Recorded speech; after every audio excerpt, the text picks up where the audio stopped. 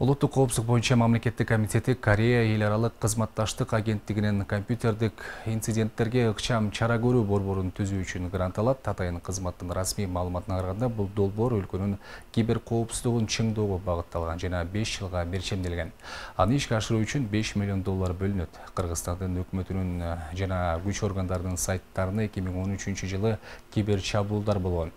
Быйыл 11 июлда жергиликтүү кеңештерге шайлоонун жүрүшүндө борбордук шайлоо комиссиясынын сайтына 130 кибер чабуул аракети жасалган.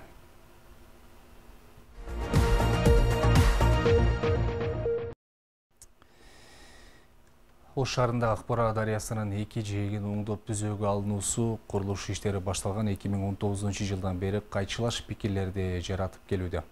Бул жылы аталган долбоордун негизинде Ош шаардык мэриясына кылмыш иши козголгондугу маалым болду. Бул боюнча кимдер тергөөгө чакырылып, кимдер жоопкерчиликке тартылат, азырынча белгисиз бойдон турат. Ал эми өткөн шаардык кеңештин депутаттары аталган долбоорду колдоп бербегендигин айтышууда. Ош шаарындагы Акбора дарыясынын жээгин көрктөндүрүү жана жакшылдандыруу долбоору боюнча учурда УКМК Ош шаардык мэриясына кылмыш ишин козголгон. Аталган кылмыш иши кылмыш жаза кодексинин 320 беренеси менен кызмат абалынан кыянаттык менен пайдалануу беренеси боюнча каттаган. Ал эми Ош шаардык мэриясындагы кайсы кызматкерлерге аталган кылмыш иши козголгон, азырынча так маалымат айтыла элек. Акбора суусунун 2 жээгин реконструкциялоо иши 2019 жылы көтөрүлүп, бирок ошол учурдагы шаардык кеңештин депутаттары тарабынан колдоого алынган эмес. Буга себеп шаардык бюджеттин капчыгы мындай чоң долбоорду ишке ашырууга мүмкүнчүлүгү жетпей тургандыгын айтып чыгышкан. Анткени менен айрым мыйзамдар көзгө илинбей, курулуш иши башталгандыгы да айтылып жатат. Бул жерде мындай да кылдашма, кээ бир жумуштарда бизде мыйзамды аттап кетип атышат. Өзү чоң долбоордо сөзсүз түрдө шаардын элдин атынан келген эл өкүлдөрүнөн уруксат алыш керек. Вице-мэрлерге мен айткам, бул жерде бир аз этияттуулук жумуш жасасаңар болот болчу. Эскертип айткам. Эми баары бир күн болсо бир күн жооп берүүгө туура келет депчи. Азыр эми билбем, укук коргоо органдары канчалык деңгээлде жумушту козгоп эртең жаап коюшуна деле мен мындай жаап койсо деле таң калбайм.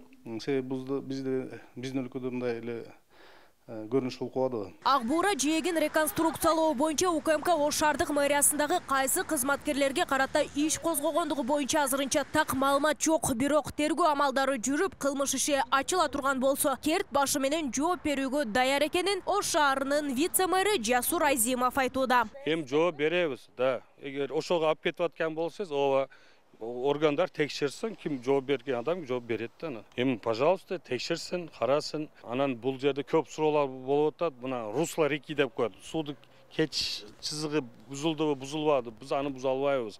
Баягы көпчүлүк айтып атат, баягы природный өзүнүн жолу барды, суу кеткен жол бар. Ошо жол бузулду, ал жол бузулган жок. Мындай чоң долбоордун ишке ашуусуна көптөгөн катачылыктар кетип жатканын тиешелүү адистер кулак кагып келишет. Буга себеп аталган курулуш иши экологияга терс таасирин тийгизип жаткандыгы айтылат. Анткени аталган долбоор чийки ойлонулгандыгы, бардык коопсуздуктар эске алынбай калган дешет адистер.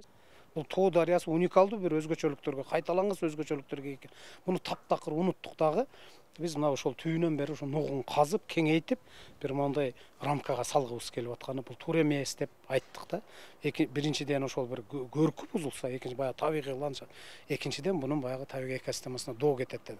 Анан эми бүгүн 21-кылым ар кандай бир технологиялардын жетишкендиги, архитектуралык бир ландшафттык дизайнды деле эске алып, негизи Акбуранын табигый баягы көрүнүшүн сактап калуу менен бир айкалыштырган долбоор болсо макул. Мен ошол Акбуранын жээгин калагандай басып алгандарга каршымын. Ачылса деп, жалпы элдик пайдаланууга берилсе деп ойлойм мен деле.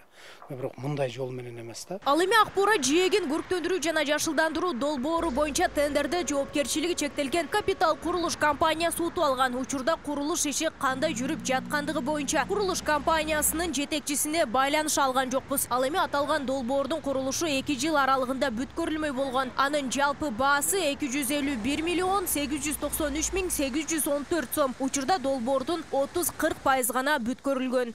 Нурзада Сыдыкова, Дилет Нушанбаев, Нурньюз, Ош шаары.